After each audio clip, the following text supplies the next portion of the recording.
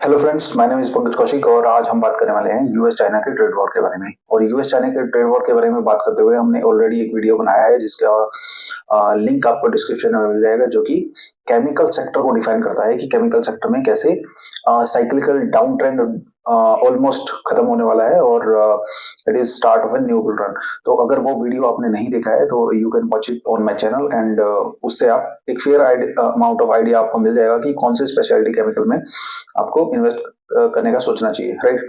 तो चलिए, अब यूएस चाइना के trade war, it is not that simple कि आपको 2 मिनट में समझ में आ जाए। तो उसके लिए आपको पूरी क्रोनोलॉजी समझनी पड़ेगी। अब हम जानने की कोशिश करेंगे कि यूएस चाइना ट्रेड वॉर से कौन कौन सी कंपनी इंपैक्ट होती है, यूएसए पे क्या फर्क पड़ता है, चाइना पे क्या फर्क पड़ता है और ओवरऑल इकोनॉमी पे क्या फर्क पड़ता है।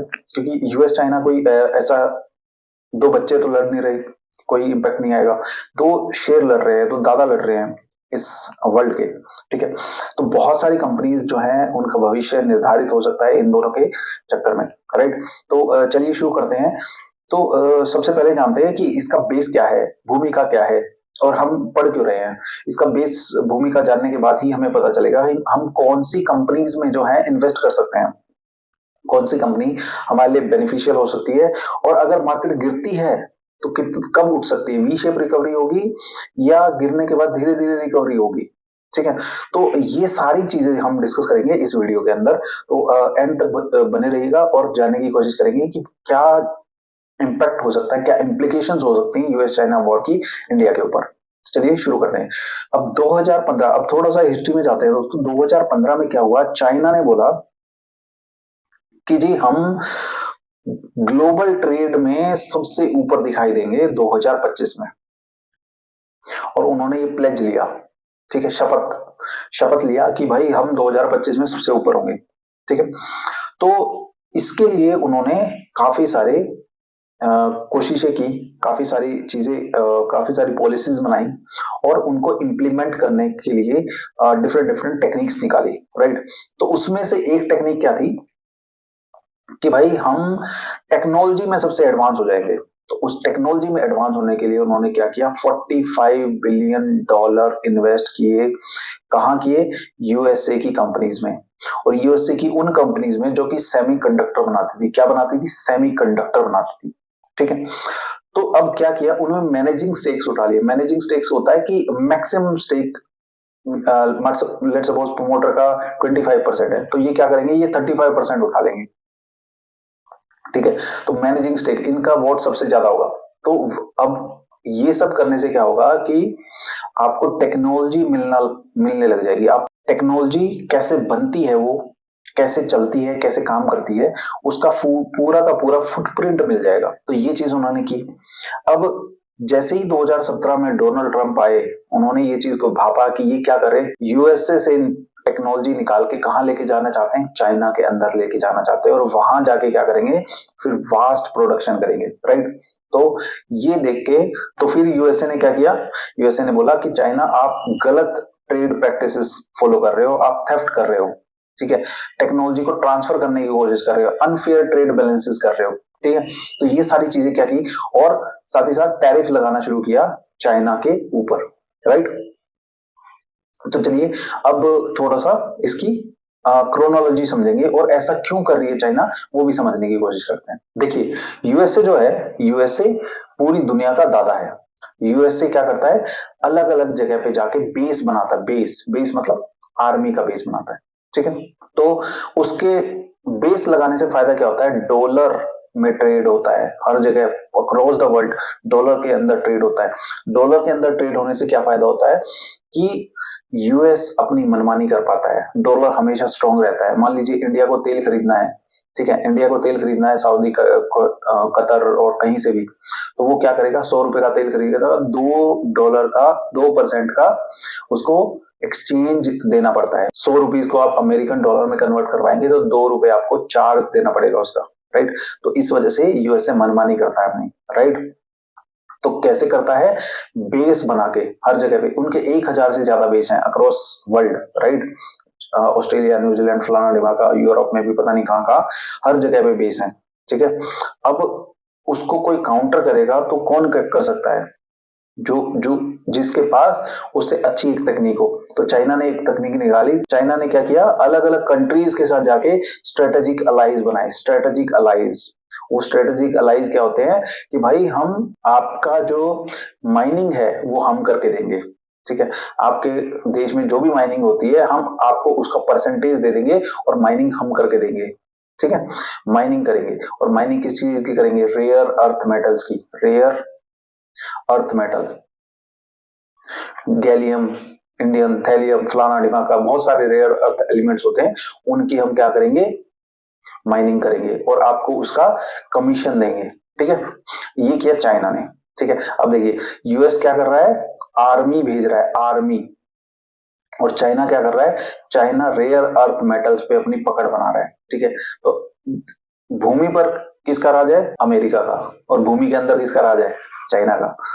अब ये राज क्यों है, ये आप वीडियो में आगे समझने को मिलेगा। अब थोड़ा सा क्रोनोलॉजी समझने की कोशिश करते हैं दोस्तों। क्रोनोलॉजी क्या है कि जैसे ही अमेरिका को पता लगा कि भाई चाइना जो है वो सुपर पावर बनने की कोशिश कर रहा है, पहले नंबर पे आने की कोशिश कर रहा है, और पहले नंबर की लड़ाई होती है दोस्तों। जैसे ही अडानी पहले नंबर पे पहुंचता दिखा तो हैंड नंबर की रिपोर्ट आ गई, ठीक है, फिर यूएसए में केस हो गया। तो बहुत सारी चीजें होती हैं, राइट। तो पहले नंबर पे कोई किसी को आने नहीं देना चाहता। सेम इज द केस, अब नाम नहीं लेंगे कौन ये सब करवा रहा है, बट एनी हाउ, तो पहला नंबर हमेशा पहला नंबर ही होता है। Same is the case with America. America China को नहीं आने देना चाहता, वो खुद दादा बनाना चाहता है। तो अमेरिका ने क्या किया कि भाई जो यूएसए के अंदर इंपोर्ट होते हैं उनके ऊपर 30% टैक्स लगा दिया, 20% टैक्स लगा दिया, ठीक है, 25 स्टील के ऊपर टैक्स लगा दिया, 10% एल्यूमिनियम के ऊपर टैक्स लगा दिया, ठीक है, 500 बिलियन का जो गुड्स आता है उसके ऊपर टैक्स लगा दिया, ठीक है। तो चाइना ने भी इसका रिटेलिएशन शुरू किया, 3 बिलियन के ऊपर टैक्स लगाया, ठीक है। फिर यूएस ने फिर 25 बिलियन के ऊपर 25% टैक्स लगा दिया। अभी ये 2018 चल रहा है दोस्तों, ठीक है। यूएसए ने 16 बिलियन का टैक्स लगाया, चाइना ने 16 बिलियन का टैक्स लगाया। यूएसए ने 200 का लगाया, चाइना ने 60 का लगाया, ठीक है। G20 समिट में कोशिश हुई कि दोनों की एग्रीमेंट हो जाए, बट नहीं हुई। 90 डेज के नेगोशिएशन के बाद नो रिजल्ट निकला। अब आ जाता है तो 2019 में यूएसए ने फिर से 200 बिलियन का टैक्स लगाया, फिर से G20 समिट हुआ, फिर 300 बिलियन का टैक्स लगाया, जो 10% टैरिफ लगता था उस पर फिर से बढ़ा के 25 कर दिया। चाइना ने यूएस के एग्रीकल्चर प्रोडक्ट्स को लेने से मना कर दिया, ठीक है। फिर यूएस ने 15% टैरिफ लगाया 112 बिलियन पे, ठीक है। चाइना ने 75 बिलियन पे लगाया, ठीक है। तो देखो कितने बिलियन की लड़ाई चल रही है यहाँ पे, तुम हम पे भोको, हम तुम पे भोकेंगे, राइट। 2020 में क्या हुआ, 2020 में आप सभी को बताया कि कोविड आया था, और जनवरी के टाइम दोनों ने कोशिश की एक ट्रेड डील साइन करने की। 120 बिलियन के टैरिफ जो है वो हटा दिए गए, ठीक है। चाइना ने भी 200 बिलियन के टैरिफ्स जो है वो हटाए 2 साल के लिए, ठीक है। तो फिर उसके बाद क्या हुआ, अपना कोविड आ गया, तो उसके बाद टिकटॉक, वी चैट, यूएस ने बहुत सारी एप्लीकेशंस पे रिस्ट्रिक्शन लगा दिया। इवन हवाई को भी बैन कर दिया। हवाई एक फोन बनाने वाली कंपनी है दोस्तों, और उसको बोल दिया कि हम तुमको चिप्स नहीं देंगे। अब देखो दोस्तों, इसको थोड़ी सी हिस्ट्री समझिए कि चाइना जो है वो फोन बनाता है, और अमेरिका जो है वो सेमीकंडक्टर चिप्स बनाता है, सेमीकंडक्टर चिप्स, ठीक है। तो चाइना अमेरिका ने बोला कि भाई हम तुमको सेमीकंडक्टर चिप्स नहीं देंगे, राइट। तो इसकी वजह से हवाई की सेल्स 50% डाउन हो गई 1 साल के अंदर, ठीक। अब 2017 से और 2021 तक कौन थे, डोनाल्ड ट्रंप थे। 2021 में आगे जो बाइडन ने भी क्या किया, उन टैरिफ को कंटिन्यू रखा, इसने हटाया नहीं, राइट। यूएस के ट्रेड रिप्रेजेंटेटिव ने भी बोला कि जो टैरिफ लगाए हैं वो एज इट इज रहेंगे। अब 2022 आ जाता है दोस्तों। 2022 में क्या होता है, यूएसए ने चिप्स एंड साइंस एक्ट बनाया, और उसमें क्या बोला कि भाई हम चाइना को टेक्नोलॉजी नहीं देंगे। क्या करेंगे, टेक्नोलॉजी नहीं देंगे, राइट। अब आ जाता है दोस्तों 2023 में जेनेट येलन, जो कि सेक्रेटरी हैं, अपना ट्रेजरी सेक्रेटरी, उन्होंने बोला कि हमें डीकपल नहीं करना चाहिए चाइना के साथ। ये डीकपल क्यों नहीं करना चाहिए, ये मैं पूरा समझाऊंगा दोस्तों, और फिर आपको एक्चुअल में पता चलेगा कौन कौन सी कंपनी में आप बहुत लंबे समय तक बैठ सकते हो, ठीक है। डीकपल क्यों नहीं करना चाहिए, इस पे मैं एम्फसाइज करूंगा। ऐसा क्यों है, क्योंकि गवर्नमेंट्स लड़ रही हैं। यूएसए की गवर्नमेंट चाइना को गालियां दे रही है, चाइना की गवर्नमेंट यूएसए को गालियां दे रही है। लेकिन इस वजह से जो चाइना की जो कंपनीज बना रही हैं सेमीकंडक्टर चिप्स, उनका ऑर्डर रुक रहे हैं, मीन चाइना की कंपनी अगर कोई ऑर्डर देना चाहती है यूएसए की कंपनी को, तो वो ट्रेड डेफिसिट में जा रहा है, मतलब उनका घाटा हो रहा है। ठीक है, एट द सेम मतलब यूएसए की कंपनीज भी सफर कर रही हैं, चाइना की कंपनीज भी सफर कर रही हैं। ठीक है, वो सब हम समझने की कोशिश करेंगे। लड़ाई है सरकारों की, पिस रही है कौन? Companies, right. तो इन सब पे आएंगे। एक बार क्रोनोलॉजी खत्म करते हैं। अब 2024 आ गया, जो बाइडेन ने फिर से चाइनीज इंपोर्ट पे फिर से टैरिफ बढ़ा दिए, जैसे कि battery, steel, aluminium, medical equipments और फलाना डिबाका, इलेक्ट्रिक व्हीकल, सोलर सेल। अब इन चीजों पे ना ध्यान दीजिए, ये लाइन आपको बता देगी कि आपको क्या करना है। ठीक है, ये लाइन सारा का सारा सार है इसका। Solar cell, electric vehicle, batteries, steel, aluminium, medical equipments. ठीक है, अगर आपको ये समझ में आ गया ना, तो आपको सब समझ में आ जाएगा। ठीक है, अब दोनों तो लड़ रहे हैं, लेकिन ये चीजें तो सबको चाहिए ना। अगर यूएसए को भी चाहिए तो कहीं से तो आएंगी, राइट। अब वो खुद के पास उनके पास नहीं है वो बनाने की चीजें। अगर उनके पास रेयर अर्थ मेटल्स ही नहीं होंगे तो वो कैसे बनाएंगे इस चीज को? ठीक है, तो इसके लिए तलाशना पड़ेगा कि भाई कोई तो हो जो हमें ये सब दे दे, राइट। तो ये है पूरा सार, राइट। चलिए अब आगे बढ़ते हैं। 2024 का ये हाईलाइटेड पॉइंट है दोस्तों, इसको याद रखिएगा। और फिर साथ में क्या हुआ, यूएसए ने फिर से टैरिफ लगाया और चाइना ने क्या कहा कि हम रेयर अर्थ मेटल्स पे, रेयर अर्थ मेटल्स के एक्सपोर्ट पे बैन लगा रहे हैं। रेयर अर्थ मेटल्स के एक्सपोर्ट पर बैन लगा रहे हैं। इस चीज को बहुत ध्यान से पढ़िएगा। ठीक है, अब रेयर अर्थ मेटल्स कौन से होते हैं वो सब हम समझेंगे। एक बार मैं क्रोनोलॉजी खत्म कर दूं, फिर क्या बोला दोस्तों, यूएसए अगर ताइवान से सेमीकंडक्टर लेता है तो चाइना उसको अपने देश की सोवरेनिटी पे हमला मानेगा।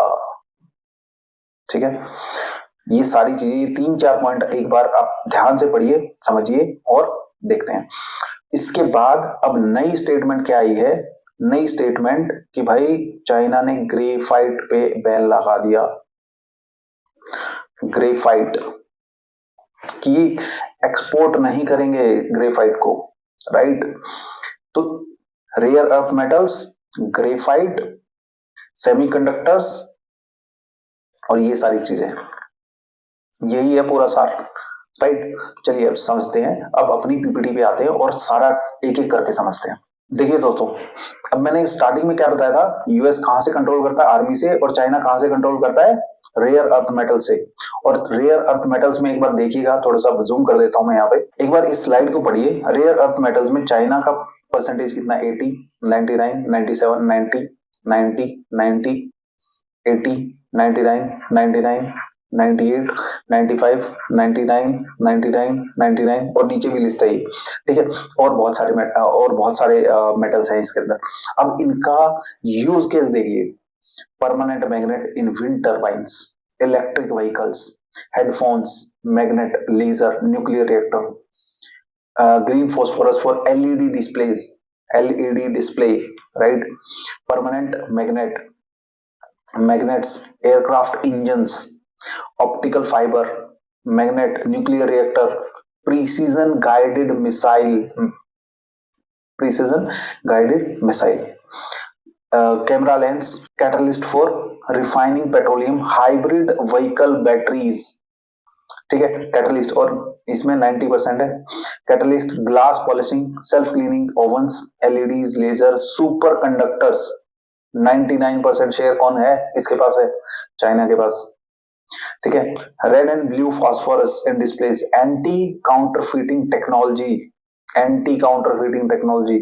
अगर किसी को भी ये चीजें समझ में आती हैं तो कमेंट में लिख के बताइए एक्चुअल में एंटी काउंटरफीटिंग होता क्या है। ठीक है, कितना इंपॉर्टेंट होता है वो समझिएगा एक बार। MRI machines, nuclear reactor, data storage centres, data storage devices, optical fibre, laser, ये 5G टेक्नोलॉजी है। ठीक है, आप ये बताइए कि कौन सी इंपॉर्टेंट टेक्नोलॉजी बच गई है इसके अलावा? ठीक है, nuclear reactor, x-rays, portable x-rays, super conductors, nuclear reactor, magnet, lasers. ठीक है, फिर पैट स्कैन, कैंसर डिटेक्ट होता है इससे, 99%। इसके बाद aerospace components, fuel cells, lighting system. Night vision technology जो गन्स के अंदर, मिसाइल्स के अंदर लगती है, नाइट विजन टेक्नोलॉजी, ठीक है। 80% कौन प्रोड्यूस करता है? China, right. तो ये समझिए कि भाई अगर आर्मी के पास हथियार नहीं होंगे ना तो कुछ नहीं लड़ सकती वो। और हथियार बनाने की जो असला बारूद, जो रॉ मटेरियल है वो किसके पास है? वो चाइना के पास है, राइट। तो अब क्रोनोलॉजी को मैच करते हैं थोड़ा सा। यूएसए ने बैन लगाया, चाइना के ऊपर लगाया, तो वहां की फर्म्स के ऊपर इंपैक्ट आने लग गया, क्योंकि चाइना में ने भी तो कुछ किया। चाइना की वजह से एप्पल, क्वालकॉम, इंटेल, एनवीडिया, क्योंकि रेयर अर्थ मेटल्स का आना बंद हो गया ना, तो वहां उनकी कंपनीज को भी तो फेस करना पड़ेगा। ऐसे ही Huawei, ZTE, MCIC, SMIC, Hikvision, इन सबको भी क्या करना पड़ा? सैंक्शंस क्या होती हैं? अमेरिका ने बोल दिया कि भाई ना तो ये अमेरिका में सामान बेच पाएंगी और ना किसी अमेरिका के नेबर कंट्रीज में बेच पाएंगी, और अगर कोई इस पे लेता है, इनसे लेता है सामान, तो हम उनको भी सेमीकंडक्टर नहीं देंगे, राइट। समझ गए ना? तो सैंक्शंस लगा दी। फिर इंडिया की हो गई चांदी। डिक्सन टेक्नोलॉजी भाग रहा है, इन्फोसिस, TCS, वेदांता, SRF। देख रहे हो पिछले 4-5 सालों में क्या हो रहा है? इलेक्ट्रॉनिक सेक्टर ऑफ इंडिया, क्या दिख रहा है कुछ? है ना? तो electronic sector of India boom कर रहा है, राइट। Avalon technology, right. और बहुत सारी कंपनीज हैं। 2018 में जो हुआ उसके बाद क्या हुआ? यूएसए को अपना फार्मा सेक्टर किसकी तरफ शिफ्ट करना पड़ा? इंडिया की तरफ, राइट। इंडिया फार्मास्यूटिकल एक्सपोर्ट जो है बढ़ते जा रहा है, राइट। 2019 में हुवाई को तो बाहर निकाल दिया, तो उसका बेनिफिट किसको मिला? डिक्सन टेक्नोलॉजी को। रेयर अर्थ मेटल्स के लिए क्या किया? इंडिया को बोला कि भाई आप कुछ करो, ठीक है। इंडिया में माइनिंग शुरू होगी और कोशिश हो रही है कि जो रेयर अर्थ मेटल चाइना नहीं दे रहा वो इंडिया से सप्लाई हो जाए। रिन्यूएबल हमने पढ़ा था ना, सोलर सेल्स के लिए टेक्नोलॉजी, सोलर सेल्स के लिए चाइना कुछ नहीं देगा, तो सोलर सेल के लिए टाटा पावर, अडानी सोलर और जो भी हमारी कंपनीज हैं वो सोलर सेल में नॉन चाइनीज सोलर प्रोडक्ट चाहिए किसको? अक्रॉस द वर्ल्ड चाहिए, ठीक है। स्पेशलिटी केमिकल, हमने स्पेशलिटी केमिकल के बारे में तो पूरा कुछ वीडियो ही बनाया था। अब अमेरिका ने चिप्स एक्ट लगाया है, ठीक है। वहां की SMIC तो फेस कर रही है, यहाँ इंडिया में सेमीकंडक्टर प्रोडक्शन शुरू हो रहा है कि नहीं हो रहा? अब चाइना से बैटरी के कंपोनेंट्स नहीं लेंगे तो कहां से लेंगे? हमारा राजा बैटरी। ऐसा नहीं है सिर्फ इंडिया से हो रहा है, इंडिया, इंडोनेशिया, इंडिया, ताइवान, ठीक है, यहां से चीजें। इंडिया के इंडियन रेयर अर्थ लिमिटेड से जो है प्रोमिनेंट गेन हो रहे हैं। इंडियन रेयर अर्थ लिमिटेड एक कंपनी है इंडिया की जो रेयर अर्थ मेटल्स निकालने में है। इवन कोल इंडिया जो है रेयर अर्थ मेटल्स का काम करने लगी है। इवन वेदांता क्या कर रही है? रेयर अर्थ मेटल्स निकालने की कोशिश कर रही है, ठीक है। समझ आ रहा है सब कुछ, राइट। तो यूएस चाइना की राइवलरी में India emerge as potential supplier amid efforts to reduce dependency on China. India potential supplier है इन दोनों की राइवलरी में, राइट। मैन्युफैक्चरिंग चाइना से कहां शिफ्ट होगी? इंडिया, वियतनाम, मैक्सिको, ठीक है। तो कौन कौन से सेक्टर बेनिफिट हो सकते हैं? IT, pharma, renewable energy, right. Rare earth metals, metal sector, right. तो इसको ध्यान में रखिएगा। चलिए अब थोड़ा सा डिस्कशन कर लेते हैं कि कौन कौन सी कंपनी है जो बेनिफिट ले सकती हैं इसका। तो हमने वो सारी कंपनीज निकालने की कोशिश की हैं जो कि अमेरिका में सबसे ज्यादा एक्सपोर्ट करती हैं। एक्सपोर्ट में ऑब्वियसली IT का तो कोई मुकाबला ही नहीं है, उनका तो चलता ही अमेरिका की वजह से है। अदरवाइज अमेरिका के अलावा कौन कौन सी फर्म्स हो सकती हैं, कौन कौन सी कंपनीज हो सकती हैं जो अमेरिका में काफी ज्यादा कारोबार करती हैं, ठीक है। उसमें ये भी बताऊंगा मेरे पास कौन कौन से शेयर है, तो उससे एक थोड़ा सा आइडिया हो जाएगा आपको। तो सन फार्मा 30%, डॉक्टर रेड्डी 45%, और window pharma 40%, नेटको pharma 25 to 30%, Alembic pharmaceutical, इसके बारे में पढ़िएगा, बहुत अच्छी कंपनी है, इसके बारे में पढ़िएगा, ये थोड़ा सा हटके काम करती है। फिर डिक्सन टेक्नोलॉजी 15%, ठीक है। स्टरलाइट टेक्नोलॉजी 25%, एवलॉन टेक्नोलॉजी ये मेरे पास है, ठीक है। एवलॉन टेक्नोलॉजी 70% अमेरिका में काम करती है, ठीक है। Tata Elxsi 40%, Syrma SGS 25%, Aarti industries 25, SRF 30, PI industries 20, Vinati organic 25%, Neogen chemical 25%, right. अब टाटा पावर 20%, ठीक है, अडानी 20%, सुजलोन एनर्जी एकदम से टर्न अराउंड कैसे हो गया, प्रोजेक्ट कैसे मिलने लगे, ठीक है, 15%, SW सोलर मोटा भाई की कंपनी है अपने, एक पहले नंबर वाले की, ठीक है, जो पहले नंबर पे ही रहना चाहते हैं, ठीक है, तो 25% SW solar turn around story है, राइट। बोरकस टेक्नोलॉजी 60%, राइट। मदरसन सुमी, ठीक है, 40%, Bharat Forge 35%, endurance technology 15 to 20%, Sundaram fasteners 25%, precision crankshaft 35%। इसमें से हालांकि इनमें से कोई शेयर मेरे पास है नहीं, तो इनमें से मेरे पास कोई शेयर नहीं है, इसमें से मेरे पास था वेबसोल एनर्जी, वो करीब करीब 300 के 320 330 के प्राइस के आसपास है मेरे पास, और करीब अभी 1800 के आसपास चल रहा है, ठीक है, तो वो शेयर है, और I am going to hold it for another 4-5 years और सो, ठीक है, तो इनमें से है। तो डिफेंस में मेरे पास MTAR टेक्नोलॉजी था पहले, बट चूंकि इनकी मैनेजमेंट टू एंट्री बार बार मिस हो रही थी, तो मैंने इसको निकाल दिया। तो डिफेंस में कौन से हो सकते हैं, HAL, Bharat forge, data patterns, MTAR, पारस डिफेंस, तो ये सारी कंपनीज जो हैं वो आप देख सकते हैं अच्छा खासा एक्सपोर्ट करती हैं, कहाँ, अमेरिका में, राइट। तो आई थिंक मैंने काफी कुछ समझाने की बताने की कोशिश की है। वो इसके अलावा ग्रेफाइट बैन हुआ है, ब्लैक कार्बन बैन हुआ है। ग्रेफाइट बैन किया है चाइना ने कि एक्सपोर्ट नहीं करेंगे, ब्लैक कार्बन उन्होंने बनाना ही बंद कर दिया, ठीक है। तो ग्रेफाइट में कौन सी कंपनी हो सकती है, HEG, फिर आपका ग्रेफाइट इंडिया, ठीक है, और ब्लैक कार्बन में आपकी PCBL, फिर HEG इसमें भी है, राइट। तो ये कंपनीज हो सकती हैं। इसके अलावा अगर मैं कोई बात करूं तो केमिकल सेक्टर तो अपना पूरा है ही, ठीक है।